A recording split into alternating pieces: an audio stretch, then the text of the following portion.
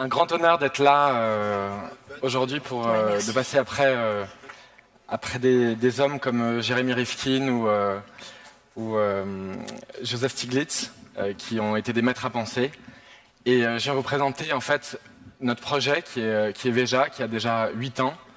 Et je viens vous montrer comment on peut essayer de reconstruire une chaîne économique qui paraît complètement commune et acceptée par tous.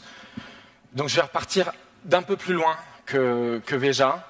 C'est assez impressionnant d'être face à vous aujourd'hui. J'ai un peu l'impression de ressembler à Beyoncé avec mon casque, mais je ne vais pas chanter. Donc Veja en fait a commencé avant Veja.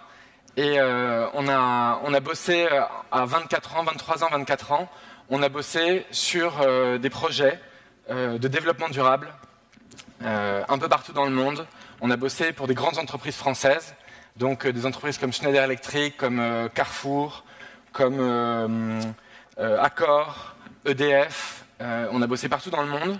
On avait monté un projet associatif qui avait pour but de rencontrer les parties prenantes liées au développement durable et qui bossaient avec ces entreprises-là, c'est-à-dire qu'on modélisait les relations ONG, entreprises et population locale. Donc on est parti en Chine, on est parti en Inde, on est parti en Afrique du Sud, au Brésil, dans de nombreux pays émergents pour travailler sur ces modèles-là. Le développement durable n'en était qu'à ses balbutiements, on commençait à en parler. Nous, on avait 23, 24 ans, on avait des situations scolaires privilégiées, on avait fait de bonnes études, on parlait plusieurs langues, on avait une voie un peu toute tracée devant nous, et on a choisi de ne pas la prendre pour essayer de construire autre chose. Donc on a commencé à monter ce projet-là, qui s'appelait Juste Planète, qui était d'essayer de voir comment les grandes entreprises s'attaquaient à des sujets comme l'environnement, le développement social, le développement économique. Donc on a bossé 1 an et demi sur ce projet-là. On a été assez déçus de ce qu'on a pu voir sur le terrain. On a vu un peu l'envers du décor et l'envers du décor industriel de ce qu'est le monde aujourd'hui, de ce phénomène de mondialisation qui est tant décrié, mais qui est là depuis non pas 10 ans ni 30 ans, mais qui est là depuis un siècle maintenant. Les gens qui critiquent la mondialisation aujourd'hui, je les trouve assez hors jeu, dans le sens où si on critique la mondialisation, il fallait s'y prendre il y a 100 ans. Aujourd'hui, elle est là. Le micro de Madonna dans lequel je vous parle a été fabriqué sûrement en Asie. La télécommande que je tiens aussi, ça a dû faire 3 fois le tour de la planète. La chaîne industrielle aujourd'hui est mondialisée, c'est un fait. Donc si on veut la changer, si on veut intégrer plus de développement social, plus de développement économique, plus de développement environnemental dans des produits aujourd'hui, il faut s'attaquer à la mondialisation et s'y attaquer positivement. Donc, nous voilà en 2003-2004, on a 24-25 ans, on est très idéaliste, on a étudié longtemps les grands économistes et on est un peu déçus de ce qu'on voit sur le terrain. On s'aperçoit que les usines chinoises créent des produits pour l'Occident et pour le monde entier d'ailleurs de façon assez violente, c'est-à-dire que les consommateurs que nous étions et que nous sommes aujourd'hui encore ne se rendaient pas compte de comment étaient fabriqués les produits qu'on consommait tous les jours. On a bossé pour Tristan Lecomte, que je salue aujourd'hui, qui avait créé Alter Eco, qui est une entreprise qui fait du café, du jus d'orange, du chocolat, sous les principes du commerce équitable, qui a été un de nos mentors et pour qui on a travaillé et qui nous a donné une espèce de révélation. On a voulu faire comme lui, on a voulu changer les choses, mais changer les choses non pas en faisant des conférences, en discutant, en parlant, en édictant des théories, mais on a voulu s'attaquer au terrain, plonger dans le terrain, remonter ce fil industriel pour recréer un projet pérenne. Donc Tristan Lecomte à l'époque avait monté Alter Eco, on a travaillé pour lui en Inde, au Brésil, dans plusieurs pays, et on s'est dit c'est génial, c'est vraiment une chaîne qui relie les gens, une chaîne où tout est transparent, c'est-à-dire qu'on voit comment sont fabriqués les produits et qu'à chaque étape de la chaîne, on essaie d'intégrer une plus-value sociale, une plus-value environnementale, une plus-value économique afin de changer la donne et d'essayer de créer des produits clean, entre guillemets. Donc on avait 25 ans, on avait plein d'idées, on n'avait pas forcément de sous. Donc on est parti avec 5 000 € chacun. On avait quand même un petit pécule au départ. Et on a décidé de se lancer pour créer. On s'est dit mais qu'est-ce qu'on va faire comme projet, qu'est-ce qu'on pourrait faire qui soit très impactant. Et on est tous les deux, on est nés avec des Nike au pied quasiment, on est des enfants de la mondialisation, on a vu le mur de Berlin s'effondrer, on a vu le capitalisme triomphant vraiment conquérir la planète. On est de cette génération-là, et on s'est dit l'un des produits les plus passionnants aujourd'hui, ce sont les baskets, dans le sens où c'est un produit symbolique du point de vue des conditions sociales dans lesquelles il est fabriqué. C'est un produit qui concentre dans ses coûts de revient pour les grandes entreprises, les grandes marques de basket que je ne citerai pas, Nike, Adidas, etc. C'est l'un des produits qui concentre le plus de publicité dans son coût de revient. Et donc on s'est dit, pour créer un produit clean, forcément il sera plus cher à produire. Qu'est-ce qu'on pourrait faire? Le plus simple, c'est d'éliminer la publicité, d'éliminer complètement la publicité, les achats publicitaires de ces marques-là, ne pas prendre de joueurs de foot ou de joueurs de basket ou de grandes stars, etc., etc., mais créer un produit qui soit bien fait, bien fabriqué de A à Z. On a décidé d'aller au Brésil pour créer ce produit-là, parce que c'était l'un des pays qui concentrait toutes les matières premières dont on avait besoin. On avait envie de faire une basket en toile, donc on allait chercher au début des producteurs de coton bio, on allait visiter plusieurs coopératives qui produisaient avec des petits producteurs de coton, qui récoltaient le coton. Donc au début ils nous appelaient os franceses locos, les Français fous, parce qu'ils ne comprenaient pas très bien ce qu'on voulait faire. On voulait établir avec eux des règles qui soient complètement différentes, des règles de commerce équitable, préfinancer la production. On voulait leur dire qu'on n'achetait pas une fois, on faisait un contrat sur 3 ans. Donc ils étaient sûrs du prix auquel ils allaient vendre le coton dans 6 mois, dans 1 an, dans 2 ans. Donc au début ils ne comprenaient pas trop, et puis petit à petit ils ont compris ce qu'on voulait faire. Ils ont compris notre démarche. Et on a réussi donc à trouver une coopérative extraordinaire qui bosse de façon non pas biologique mais agroécologique, ça va encore plus loin, je ne vais pas m'étendre parce que j'ai pas beaucoup de temps. Et on a réussi à travailler avec eux. On a fait la même chose en Amazonie. Donc le coton c'est pour la toile des baskets. En Amazonie le caoutchouc, on allait chercher des seringueiros, c'est des gens qui travaillent dans la forêt amazonienne, qui vivent de la forêt, qui vivent en harmonie avec cette forêt. Et on se disait que le meilleur moyen de lutter contre la déforestation, c'était d'acheter un caoutchouc à un prix très élevé afin que les producteurs de caoutchouc qui vivent dans la forêt sans la détruire et qui en prennent soin puissent non pas survivre, mais vivre dignement de leur exploitation de caoutchouc. Donc on allait rencontrer ces coopératives-là aussi. Pareil, ils nous ont pris un peu pour des fous, mais on s'est dit que c'était important d'essayer de leur prouver que ça pouvait marcher. Donc on a acheté du coton, on a acheté du caoutchouc, on a trouvé une usine dans le sud du Brésil, une usine de basket qui travaille bien, qui travaille en respectant ses salariés. Il y a 80% de travailleurs syndiqués dans cette usine-là. C'est une usine qui défend les droits sociaux, etc., etc. On a fini la chaîne en France avec une association de réinsertion qui s'occupe de notre dispatch, de notre logistique. Donc en fait, on a pris toute la chaîne économique d'une fabrication d'une basket pour essayer de changer à chaque fois chaque étape de cette production et la rendre un peu plus pérenne, un peu plus environnementale, un peu plus écologique, et où tous les intermédiaires de cette chaîne, tous les tenants de cette chaîne aient des revenus qui leur permettent non pas de subsister, mais de réinvestir dans leur exploitation. Donc ça c'est Veja, on a créé ça il y a 8 ans. Ça a été un succès relatif assez rapide, dans le sens où le premier jour où on a présenté les baskets, il y a les Galeries Lafayette qui les ont commandées, il y a le Printemps qui les a commandées, il y a des grands magasins comme ça internationaux qui ont été séduits par le look et par le projet des baskets. Nous, on trouvait ça normal, on n'y connaissait rien, on se disait, bon, ben voilà, c'est comme ça, pourquoi pas, bon, et en fait, c'est pas du tout normal, et on se rendait même pas compte, on s'en est rendu compte 3-4 ans après. Donc, Veja, d'une micro-entreprise de 2 copains qui essaient de créer un projet, est devenue une vraie entreprise durant ces 8 années. Aujourd'hui, on est une quarantaine, au Brésil, en France. On a grandi lentement, c'est l'un de nos principes aussi, de ne pas aller trop vite. D'une part parce qu'on était bridé par la production de coton bio qui était toute petite. Au début, on trouvait ça un peu énervant d'être limité en stock. Et en fait, ça a été l'une de nos grandes forces, de ne pas aller trop vite, de prendre notre temps, de rouler lentement pour éviter les écueils ou les accidents.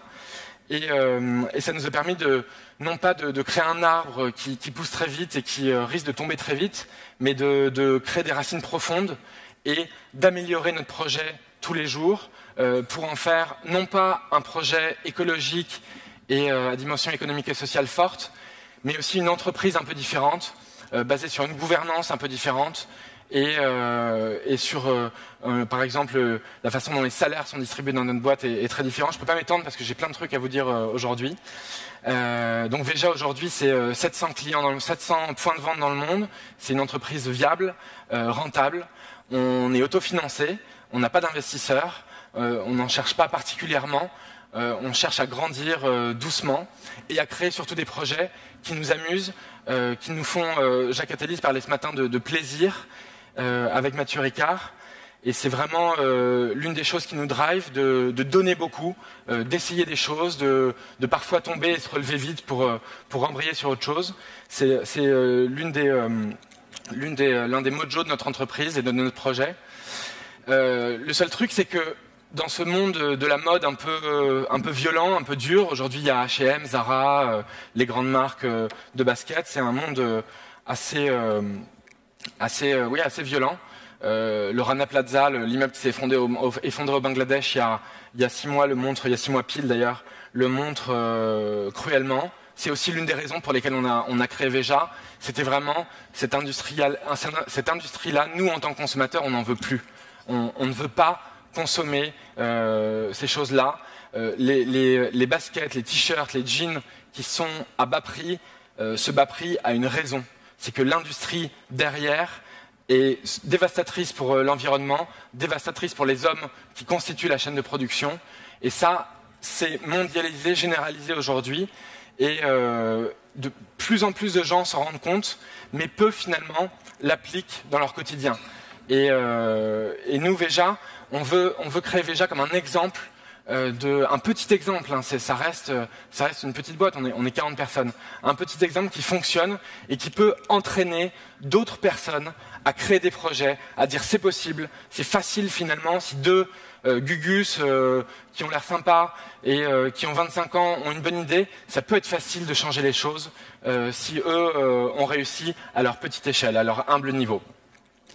Donc il y a 3 ans, on s'est dit, on est très seul, on est un peu dans notre tour d'ivoire, on a des principes et des dogmes très forts qu'on ne veut surtout pas changer, mais du coup on a envie de créer d'autres projets et de plus collaborer avec des gens différents, des artistes, des réalisateurs. Je voulais vous parler justement sur la prochaine slide d'une petite anecdote. On a créé une basket, si vous pouvez passer la slide.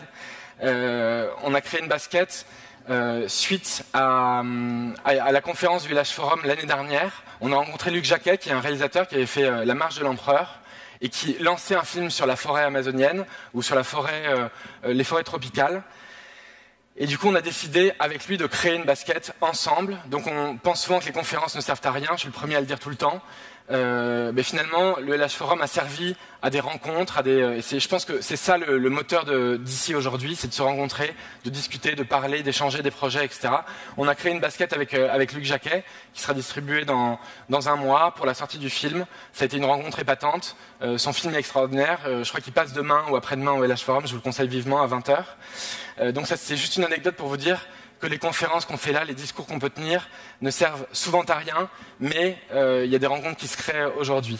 Je suis là aussi pour vous parler, j'ai plus que quelques minutes pour vous parler d'un autre projet qu'on a lancé il y a 3 ans, qui est toujours dans cette veine collaborative, de se servir du succès relatif de Veja pour lancer d'autres projets, lancer d'autres marques, d'autres initiatives qui, pour nous, ont du sens. Donc Veja, on est très dogmatique dans le sens, on a des matières premières écologiques, du coton bio, du caoutchouc sauvage, etc., etc. Mais d'autres ont des initiatives de fabriquer des vêtements en France, par exemple, de fabriquer en coton bio autre part. Enfin, il y a plein d'initiatives qui existent comme ça, et on a décidé de les fédérer dans un lieu qu'on a appelé centre commercial. Donc c'est un clin d'œil aux travaux de sociologues de Mike Davis et de Bernard Stiegler, qui avaient bossé sur les centres commerciaux et qui avaient dit qu'un centre commercial représentait la société de l'avenir, pour le pire et pour le meilleur, dans le sens où il y avait des caméras partout. C'était une transparence extrême que de se balader dans un centre commercial aujourd'hui. On est filmé aux toilettes, on est filmé dans les magasins, on est filmé dans les corridors. Et on s'est dit que cette transparence, on voulait cette transparence, mais positive. On voulait montrer que cette transparence pouvait exister, qu'on pouvait travailler avec d'autres personnes, collaborer avec d'autres personnes, créer des collaborations, des passerelles, pour lier ces mondes-là, lier le Made in France au bio, au commerce équitable, lier les façons de travailler différentes, et le faire dans un endroit qui soit à la fois un endroit de mode, avec des vêtements, des chaussures, mais aussi un endroit culturel, avec des interventions artistiques, des conférences, etc., etc. Et on a voulu donc devenir avec ce lieu-là une rampe de lancement, mais aussi montrer la cohérence, et je finirai là-dessus, la cohérence d'une démarche. La cohérence, c'est aussi les choses qu'on ne voit pas. C'est-à-dire que l'un de nos premiers événements, ça a été de pousser un fournisseur d'électricité exceptionnel qui s'appelle Enercop. Jeremy Rifkin n'a pas cessé de parler d'énergie verte, mais au sens macroéconomique du terme. Nous, on a voulu pousser une petite entreprise qui est une émanation de Greenpeace, des Amis de la Terre, une entreprise qui crée en France de l'énergie éolienne, hydraulique, solaire, et qui la fournit à ses clients. Donc Enercop, c'est un concurrent d'EDF, et on a décidé de travailler avec eux. Ils fournissent nos bureaux en électricité, ils fournissent notre boutique en électricité, et on a décidé de faire un événement où, en fait, pour venir dans cet endroit-là, il fallait revêtir une combinaison antinucléaire. Donc c'était un cocktail où tout le monde était déguisé en combinaison antinucléaire, donc c'était un peu assez militant, antinucléaire, etc., etc. Alors tous nos copains nous disaient: mais vous êtes fous, vous faites n'importe quoi, tout le monde a l'air de clown là, avec ces combinaisons. Et 15 jours après, il y a eu Fukushima.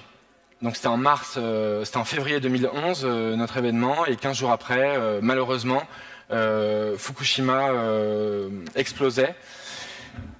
Et du coup, là, tous mes copains sont revenus me voir en me disant: mais attends, tu nous avais parlé d'une entreprise qui s'appelle Enercop, qui, je crois, fournit de l'énergie clean. Ça existe. En France, ça existe, on en parle. Jeremy Rifkin en parle très bien de façon macro en disant The green energy is coming. Mais en fait, ça existe déjà. Et nous, en tant que consommateurs, à notre petite échelle, et Carole Bouquet en parlait aussi, à notre petite échelle, on a un pouvoir, un droit de vote, voire plus important qu'un droit de vote aujourd'hui, c'est de s'appliquer à nous-mêmes ce qu'on pense. Et si on veut changer, si on pense que le monde peut changer, de le faire en fait aujourd'hui en consommant un peu différemment. C'est ce qu'on a voulu prouver avec ce projet de centre commercial, qui est un magasin de 150 mètres carrés à Paris, et un site internet. On a voulu prouver ça pour vraiment fédérer toutes les énergies incroyables qui sont autour de nous, les entrepreneurs qui ont des projets extraordinaires, et leur servir de rampe de lancement afin qu'ils puissent décoller, démarrer, avoir des contacts avec des artistes, avec des journalistes, avec des médias, avec la société civile. C'est vraiment le but de Centre Commercial. C'est justement, on peut finir là-dessus, de donner, de redonner ce qu'on a reçu, que notre succès relatif puisse servir à d'autres. Et c'est vrai qu'on parlait beaucoup d'altruisme ce matin. C'est un mot qui me pique un peu parfois, qui me chiffonne un peu. Je pense qu'on est altruiste avant tout pour soi-même, ce que disait Jacques Attali, mais c'est vraiment, il y a un grand plaisir de donner, beaucoup plus que de recevoir. Donner, c'est vraiment essayer de construire le lendemain, et c'est vraiment notre mission aujourd'hui avec Veja, qui continue à grandir, et avec Centre Commercial, je suis très en retard. Je vous remercie de votre attention. Et, Sébastien Kopp, le cofondateur de Veja, c'est très vivant. Merci.